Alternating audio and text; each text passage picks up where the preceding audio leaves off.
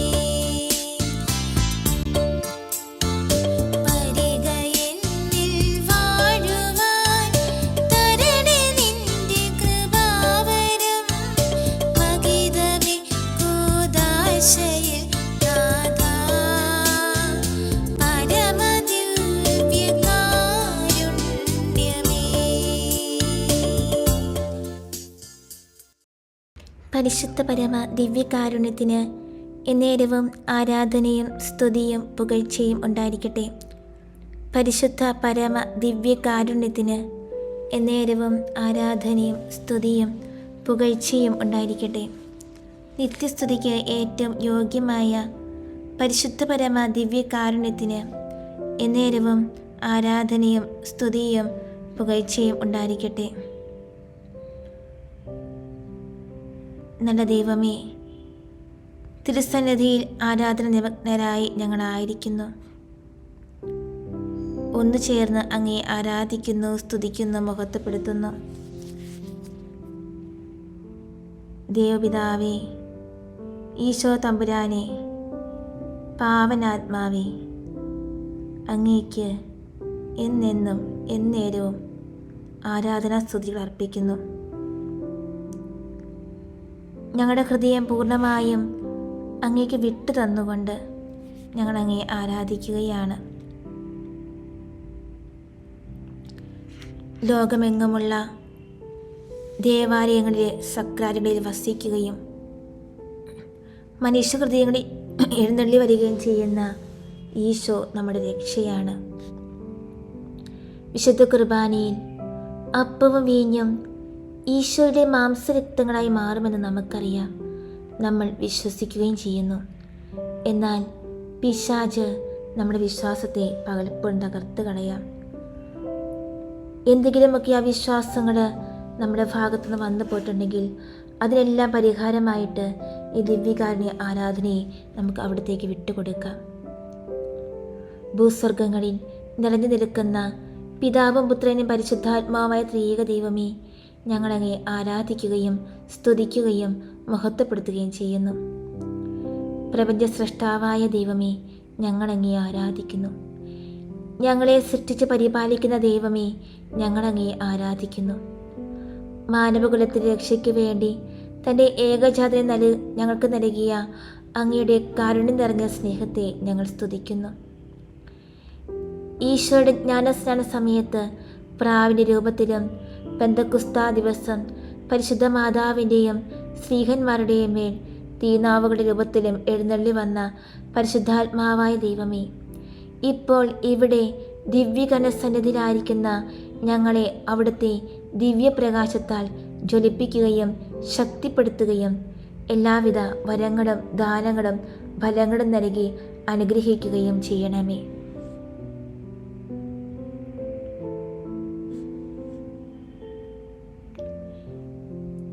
സങ്കീർത്തനം 117. കർത്താവിനെ സ്തുതിക്കുവിൻ, ജനതകളെ കർത്താവിനെ സ്തുതിക്കുവിൻ, ജനപദങ്ങളെ അവിടുത്തെ പുകഴ്ത്തുവിൻ. നമ്മോടുള്ള അവിടുത്തെ കാരുണ്യം ശക്തമാണ്. കർത്താവിൻ്റെ വിശ്വസ്തത എന്നേക്കും നിലനിൽക്കുന്നു. കർത്താവിനെ സ്തുതിക്കുവിൻ.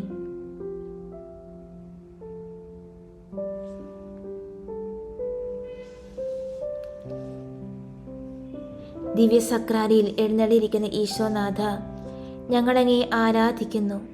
ഇന്ന് ഈ സമയം ഞങ്ങൾ അവിടുത്തെ തിരുസന്നിധിയിലായിരിക്കുവാനായിട്ട് അനുവദിച്ചതിനെ ഓർത്ത് ഞങ്ങളങ്ങേ ആരാധിക്കുകയും സ്തുതിക്കുകയും നന്ദി പറയുകയും ചെയ്യുന്നു.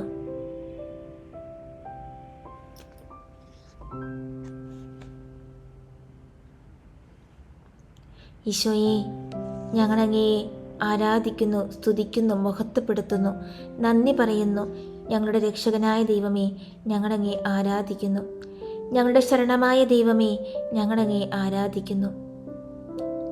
ഞങ്ങളുടെ ആശ്രയമായ ദൈവമേ, ഞങ്ങളങ്ങേ ആരാധിക്കുന്നു.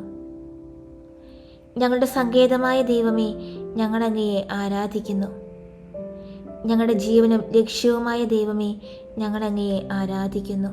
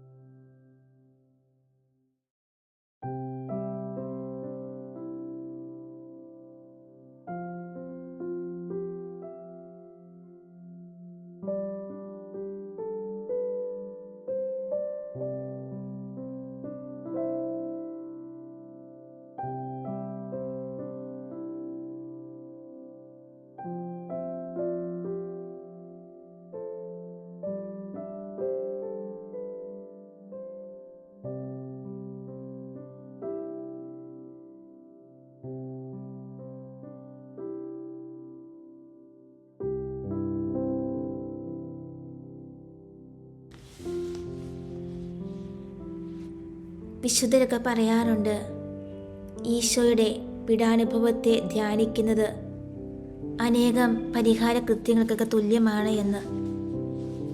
നമുക്കവിടുത്തെ വേദനകളുടെ ഓരോ അവസ്ഥകളിലൂടെയും ധ്യാന നിമഗ്നരായി കടന്നു പോകാം. ഈശോയെ വെറുക്കുവാൻ പുരോഹിതരെയും ഫരിസയരെയും പ്രേരിപ്പിച്ച സ്ഥായിയായ ദുർഗുണം അസൂയയായിരുന്നു. ജനങ്ങൾ അവിടുത്തെ അത്ഭുതങ്ങൾ കണ്ട് വിസ്മയിച്ച് അവിടുത്തെ പിഞ്ചെല്ലുന്നതായി അവർ കണ്ടു.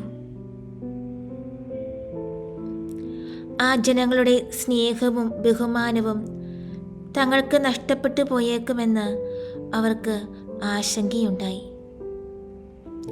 തന്നിമിത്തം തങ്ങളുടെ സ്വാർത്ഥ താല്പര്യങ്ങൾ സുരക്ഷിതമാക്കാൻ ഭൂമിയിലെ എത്രയും പരിശുദ്ധനായ മനുഷ്യൻ്റെ കഥ അവസാനിപ്പിക്കുവാൻ അവർ തീരുമാനിച്ചു.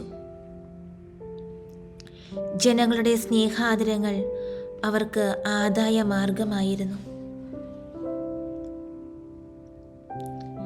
തന്മൂലം അസൂയയും അത്യാഗ്രഹവും കൂടി എത്രയും ഭയങ്കരമായ ഒരു തിന്മ ചെയ്യാൻ അവരെ പ്രേരിപ്പിച്ചു.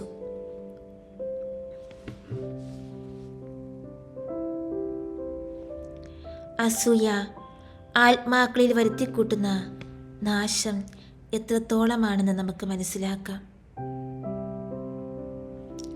ലോകത്തിന് അത് എന്തു ദോഷം ചെയ്യുമെന്ന് നമുക്ക് ചിന്തിക്കാം.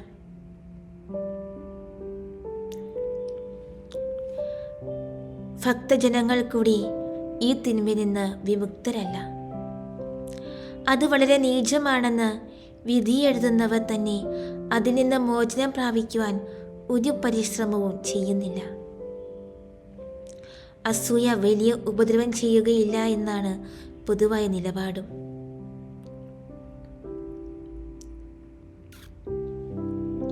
തന്നിമിത്തം ജനങ്ങൾ അതിനെ ഭയപ്പെടുന്നില്ല, അത് കാണുക തന്നെ ചെയ്യുന്നില്ല. എന്നാലും അതുവഴി നാം അറിയാതെ നിത്യനാശത്തിലേക്ക് നാം നീങ്ങിക്കൊണ്ടിരിക്കുകയാണ്.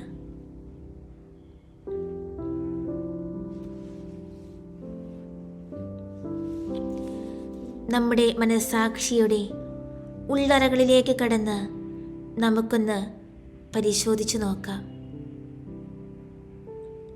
പക്ഷേ അവിടെ ഒളിച്ചിരിക്കുന്ന വലിയ ദുർഗുണവും അജ്ഞാതമെന്ന വ്യാധി എന്ന പോലെ നമ്മളെ ക്ഷീണിപ്പിക്കുകയും കാർന്നു തിന്നുകയുമായിരിക്കും ചെയ്യുന്നത്. ഈ സന്ദർഭങ്ങളിൽ എൻ്റെ നിലയിലുള്ളവരുടെ അംഗീകാരവും ബഹുമാനവും നാം ഇച്ഛിച്ചുവെന്ന് വരും. അപ്പോൾ എനിക്ക് തുല്യനായവൻ, പക്ഷേ എനിക്ക് കീഴുള്ളവൻ എന്നേക്കാൾ കൂടുതൽ ബഹുമാനിക്കപ്പെടുന്നതും സമാദരിക്കപ്പെടുന്നതും സ്നേഹിക്കപ്പെടുന്നതുമായി നാം കണ്ടെന്നു വരും. അത് കാണുമ്പോൾ നമുക്ക് അസംതൃപ്തിയും സങ്കടവും തോന്നുന്നു. എൻ്റെ അയൽക്കാരന് ഏതെങ്കിലും ഒരു നന്മ വരുമ്പോൾ ആ നന്മ എനിക്ക് സിദ്ധിച്ചാൽ എന്നതുപോലെ ഞാൻ സന്തോഷം പ്രകാശിപ്പിക്കുന്നുണ്ടോ? സ്നേഹം ഇത് എന്നിൽ നിന്ന് ആവശ്യപ്പെടുന്നു.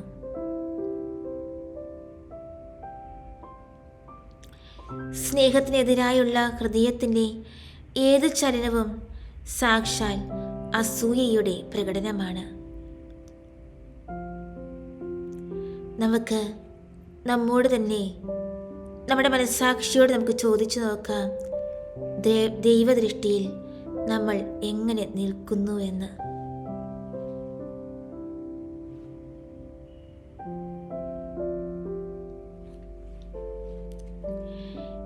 നല്ല ദൈവമേ, എൻ്റെ ഹൃദയത്തിൻ്റെ നീചത്വം കണ്ട് ഞാൻ വിറയ്ക്കുന്നു. പലപ്പോഴും അന്യർക്ക് ഓരോ നന്മ വരുന്നത് കാണുമ്പോൾ ഞങ്ങൾ ദുഃഖിക്കുന്നു. അതേസമയം ഈ സന്താപം തീഷ്ണതയുടെ ഫലമാണെന്ന് കരുതി ഞങ്ങൾ സംതൃപ്തി അടയുന്നു. എന്നാൽ ഇത് പരിഷ്കൃതവും നിഗൂഢവുമായ അസൂയയുടെ ഫലമല്ലെന്നുള്ളതിന് എന്തുറപ്പാണുള്ളത്? കർത്താവേ, ഞങ്ങളുടെ ഹൃദയത്തിൻ്റെ അഗാധങ്ങൾ കൂടി ദർശിക്കുന്ന അങ്ങയുടെ സൂക്ഷ്മതയുടെ ദൃഷ്ടികൾ കൊണ്ട് അങ്ങ് ഞങ്ങളുടെ ദുർഗുണങ്ങൾ കാണുന്നു.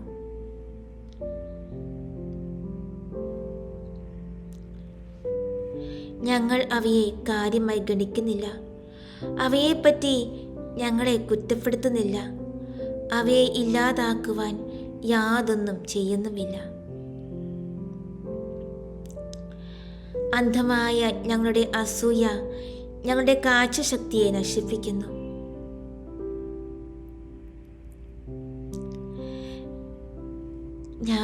ഞങ്ങൾ എത്രയോ നിർഭാഗ്യരാണ് ഈശോയെ. ഇവരുടെ സൗഭാഗ്യത്തിൽ സ്നേഹപൂർവ്വം സന്തോഷിച്ച് ഒരു പുണ്യാത്മാക്കളാകാവുന്ന ഞങ്ങൾ അവരുടെ സൗഭാഗ്യങ്ങളിൽ അസന്തുഷ്ടനായി നിർഭാഗ്യരായി തീരുന്നു. അങ്ങനെ ദുഷ്ടയഹൂദന്മാരോടൊപ്പം ഞങ്ങൾ നശിച്ചു പോകുന്നു. നല്ല ദൈവമേ, അസൂയ പിശാചിൻ്റെ പ്രത്യേക തിന്മയാണ്.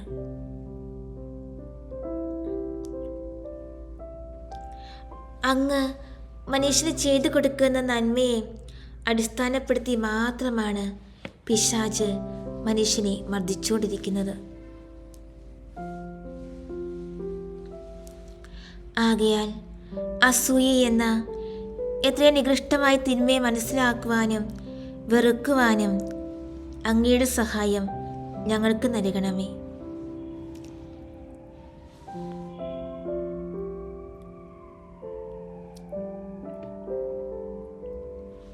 നമുക്ക് ഈ നിമിഷങ്ങളിൽ ചിന്തിക്കാം.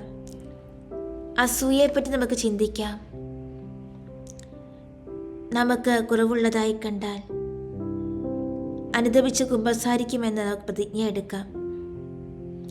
മാത്രമല്ല, അതിൻ്റെ സന്ദർഭങ്ങൾ സൂക്ഷിച്ച് അസൂയയുടെ പ്രഥമ ചലനങ്ങളെ തന്നെ നമ്മൾ എതിർക്കുമെന്ന് നമുക്ക് ദൈവസന്നിധിയിൽ ഈ നിമിഷങ്ങളിൽ പ്രതിജ്ഞ എടുക്കാം.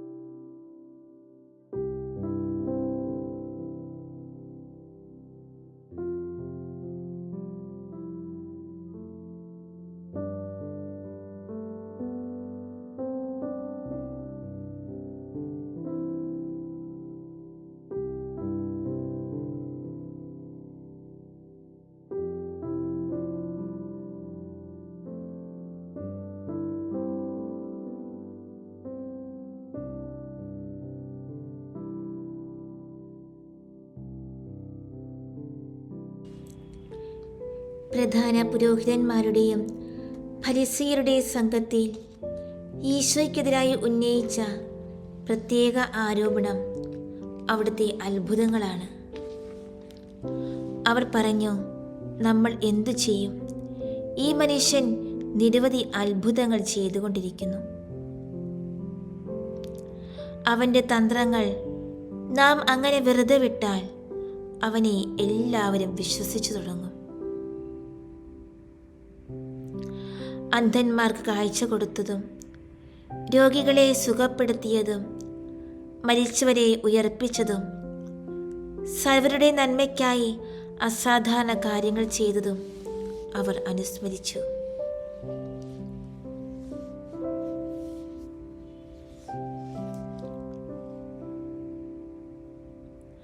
അങ്ങനെ അവിടുന്ന് പ്രവാചകന്മാർ വാഗ്ദാനം ചെയ്ത രക്ഷകനാണെന്ന് ഏറ്റുപറയുന്നതിന് പകരം അവിടുത്തെ വധിക്കണമെന്ന് അവർ തീരുമാനിക്കുകയാണ് ചെയ്തത്. ഒരുത്തിനെ കൊലയ്ക്ക് വിധിക്കുവാൻ അയാളുടെ സൽപ്രവർത്തികൾ കാരണമായി ഉന്നയിച്ചത് നമ്മൾ എവിടെയെങ്കിലും കേട്ടിട്ടുണ്ടോ? അങ്ങനെയാണ് അവർ ഈശോയോട് പ്രവർത്തിച്ചത്. അവിടുത്തെ അത്ഭുതങ്ങൾ അവിടുത്തെ തെറ്റുകളായി ഉന്നയിക്കപ്പെട്ടു.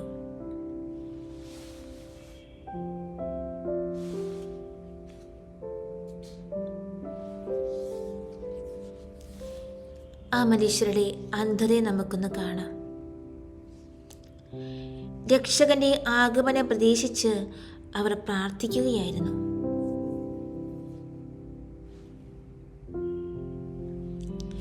അവിടുന്ന് വന്നിരിക്കുന്നുവെന്ന് മനസ്സിലാക്കുവാൻ മാത്രം തെളിവുകൾ ഉണ്ടായിരുന്നിട്ടും അവർ അവിടുത്തെ നിഷേധിക്കുന്നു. എങ്ങനെ അവിടുത്തെ വധിക്കാമെന്ന് അതീവ കോപത്തോടെ അവർ ആലോചന നടത്തുന്നു. ഇവിടെ നമ്മുടെ ഒരു ചിത്രം തന്നെ കാണാം.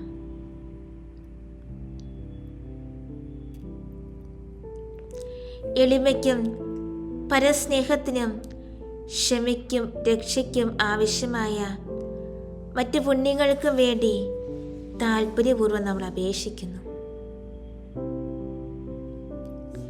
നമ്മുടെ പ്രാർത്ഥന കേട്ട് ദൈവം എളിമയും പരസ്നേഹവും ക്ഷമയും മറ്റ് പുണ്യങ്ങളും അഭ്യസിക്കുന്നതിന് ആവശ്യമായ സന്ദർഭങ്ങളും പ്രചോദനങ്ങളും സഹായങ്ങളും നൽകുന്നു.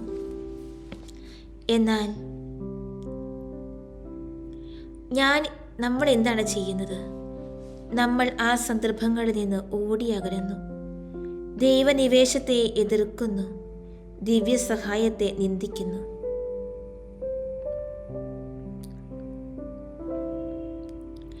ദൈവത്തിൻ്റെ നന്മയെ എതിർക്കുന്നവരും കൃതജ്ഞരുമായ ആത്മാക്കളെ പോലെ എല്ലാ കാര്യങ്ങളിലും നമ്മൾ പ്രവർത്തിക്കുന്നു.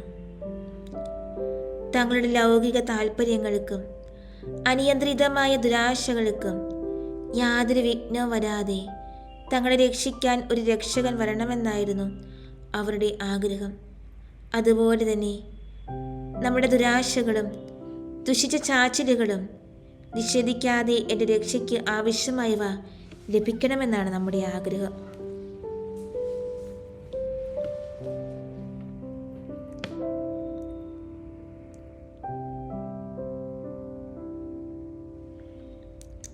നല്ല ദൈവമേ, അങ്ങ് ഞങ്ങളെപ്പറ്റി എന്തു പറയുന്നു?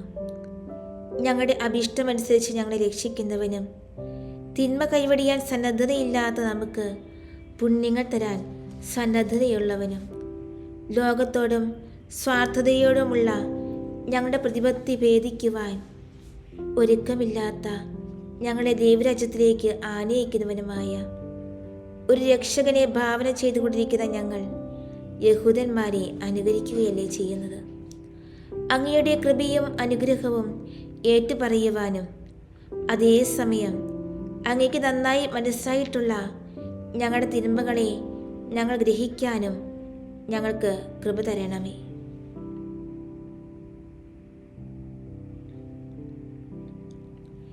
ഞങ്ങളുടെ ഇന്ദ്രിയങ്ങളും സ്വാഭാവിക അനിഷ്ടങ്ങൾ വരുത്തുന്ന പ്രതിബന്ധങ്ങളെ അവഗണിച്ച് നല്ല പരിശ്രമം ചെയ്ത് ഞങ്ങളുടെ തിന്മകളെ തിരുത്താൻ വേണ്ടി അവ ഏതെല്ലാമാണെന്ന് അറിയാൻ ഞങ്ങൾ ആഗ്രഹിക്കുന്നു.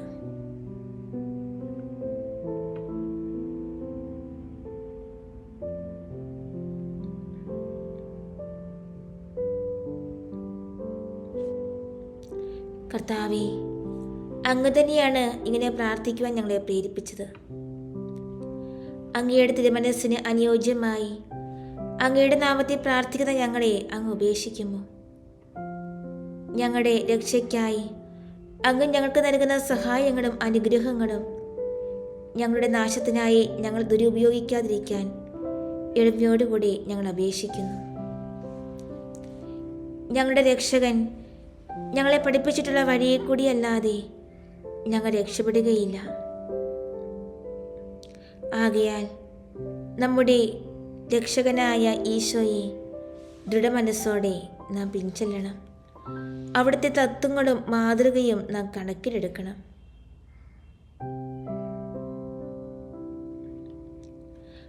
യഹൂദന്മാർ ഉപേക്ഷിച്ച ഈശോ ഞങ്ങൾ അങ്ങയെ സ്നേഹിക്കുകയും ആരാധിക്കുകയും അനുകരിക്കുകയും ചെയ്യുന്നതിന് ഇടയാകട്ടെ.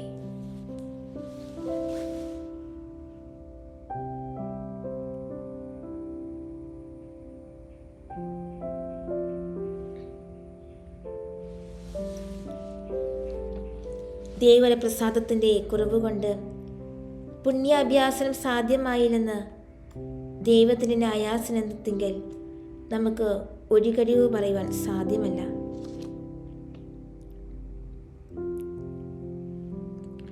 നമ്മുടെ അലസത നമ്മുടെ കുറ്റത്തെ തെളിയിക്കും. അലസനും പ്രയോജനരഹിതനുമായ ഭൃത്യനെന്ന നിലയിൽ നിത്യശിക്ഷ നമുക്ക് ലഭിച്ചുവെന്ന് വന്നേക്കും.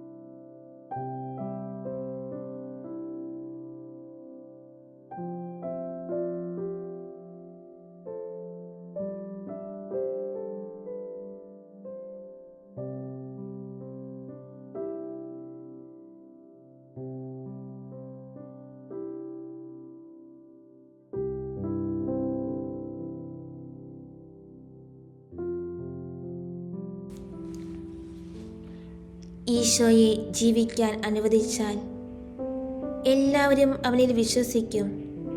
റോമാക്കാർ വന്ന് നമ്മുടെ രാജ്യം കൈവശമാക്കും എന്നാണ് യഹൂദ പുരോഹിതന്മാർ ഈശോയ്ക്കെതിരായി പറഞ്ഞുകൊണ്ടിരുന്നത്.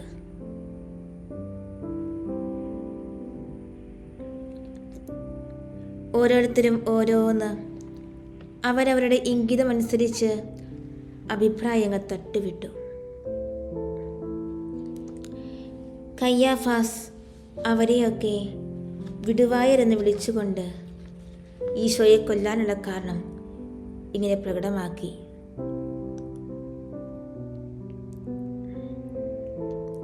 പൊതുനന്മയ്ക്ക് അവൻ മരിക്കുന്നത് ഒരു അത്യാവശ്യമാണ്.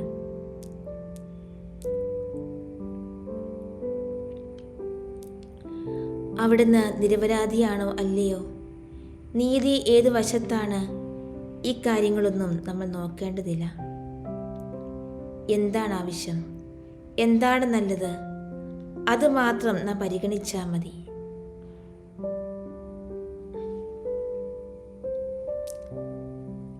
ഇതായിരുന്നു കയ്യാഫാസിന്റെ അഭിപ്രായം. അദ്ദേഹം ഈ കാര്യം പ്രസ്താവിച്ച ഉടനെ എല്ലാവരും ആ അഭിപ്രായം സ്വീകരിച്ചു.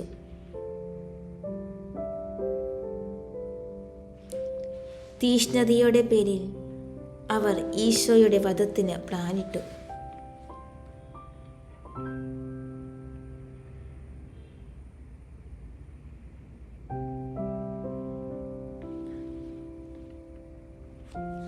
ഈശോയെ സംബന്ധിച്ച ഈ ദുരാലോചനകളിൽ മനസ്സാക്ഷിക്കോ ദൈവഭയത്തിനോ യാതൊരു സ്ഥാനവും നൽകുകയുണ്ടായില്ല. അവരുടെ സ്വാർത്ഥ താല്പര്യവും മാനുഷിക പരിഗണനകളും മാത്രമേ അവർ കണക്കിലെടുത്തുള്ളൂ. കാര്യങ്ങൾ ശരിയായ വെളിച്ചത്തിൽ കണ്ടിരുന്നുവെങ്കിൽ തങ്ങളുടെ അടുക്കലേക്ക് വന്നിരിക്കുന്ന രക്ഷകനെ വിശ്വസിക്കുന്നതാണ് എത്രയും ഉത്തമമെന്ന് അവർ ഗ്രഹിക്കുമായിരുന്നു.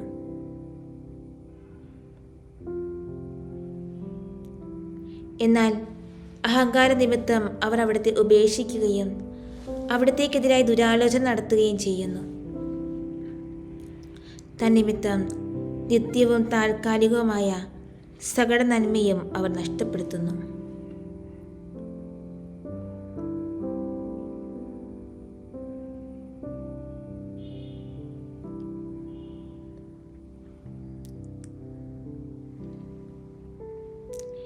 ഇങ്ങനെയല്ലേ നമ്മളും ചെയ്യുന്നത്? ഏതെങ്കിലും ദുർഗുണത്തിൻ്റെ പ്രേരണയിൽ നമ്മൾ പ്രവർത്തിക്കുമ്പോഴെല്ലാം നമ്മുടെ വശത്ത് അങ്ങനെ ചെയ്യാൻ എത്രയും നല്ല ന്യായങ്ങളുണ്ടെന്ന് നാം ഭാവന ചെയ്യുകയും നമ്മുടെ വാസനകളെ തൃപ്തിപ്പെടുത്തുകയും ചെയ്യുന്നു. നാം സ്വീകരിക്കുന്ന പ്രവർത്തന പദ്ധതിയിൽ യാതൊരു കുറവുമില്ലെന്ന് നമ്മൾ കരുതുന്നു.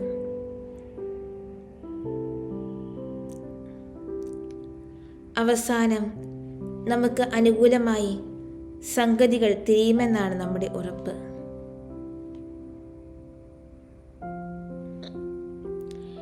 നമ്മൾ പാപം ചെയ്യുമ്പോഴെല്ലാം നമ്മുടെ ഇന്ദ്രിയ വാസനകളെ നമ്മൾ താലോലിക്കുന്നു. ഒരു ചില്ലറ ബഹുമാനത്തിന് വേണ്ടി അധ്വാനിക്കുന്നതും ഏതെങ്കിലും ഒരു സന്തോഷം ആസ്വദിക്കുന്നതും വല്ല ഒരു ചെറിയ കാര്യം നേടുന്നതും നമുക്ക് ലാഭമാണെന്ന് നമ്മുടെ വിചാരം. എന്നാൽ വാസ്തവത്തിൽ ആ സന്ദർഭങ്ങളെല്ലാം ദൈവത്തിൻ്റെ അവതീർണ പുത്രനെ വധിക്കാനായി നമ്മൾ ദുരാലോചന നടത്തുകയാണ്.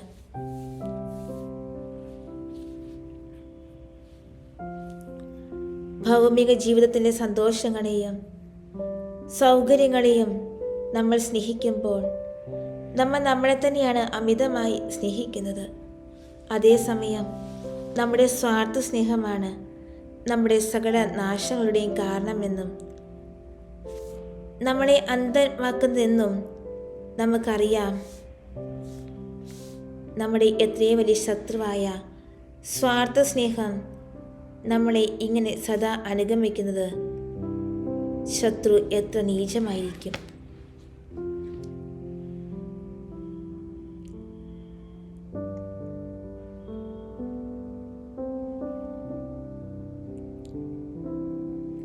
നല്ല ദൈവമേ, ഞങ്ങളുടെ വിവേകം എവിടെ പോയി?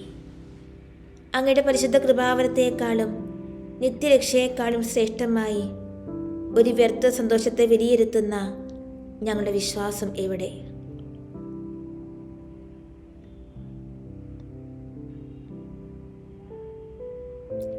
അങ്ങയെ ദ്രോഹിക്കുകയും ഞങ്ങളുടെ ആത്മാവിനെ ഉപദ്രവിക്കുകയും ചെയ്യുകയാണെങ്കിൽ ഭൗമിക വിശ്വാസങ്ങൾ കൊണ്ട് ഞങ്ങൾക്ക് എന്ത് പ്രയോജനം? ഈ ലോകത്തെ ക്ഷണികമായ സന്തോഷം അനുഭവിച്ച് പരലോകത്ത് നിത്യമായ ശിക്ഷയ്ക്ക് വിധേയനാകുന്നത് ഞങ്ങളുടെ നന്മയ്ക്ക് വേണ്ടിയാണോ?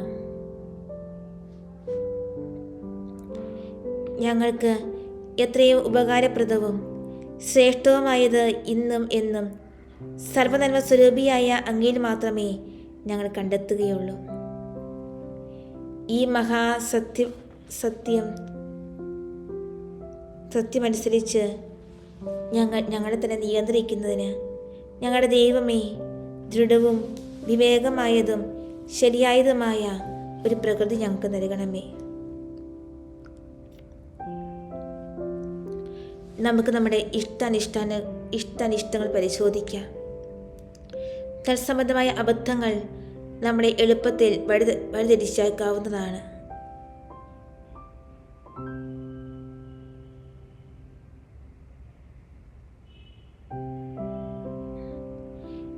നമ്മുടെ താല്പര്യത്തിന് വഴിമാറിക്കൊടുക്കുന്ന ദൈവശാസ്ത്ര ചിന്തകളെ ദൈവമാണെന്ന് നമുക്ക് വിധിക്കാം.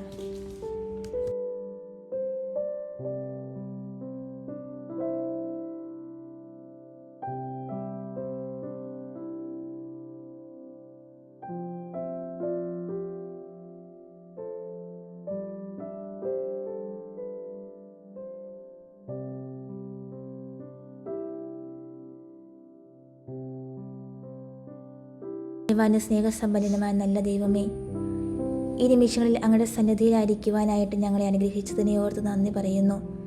ഞങ്ങളുടെ എല്ലാ പ്രാർത്ഥനാ നിയോഗങ്ങളെയും ഒരിക്കൽ കൂടി സമർപ്പിക്കുന്നു.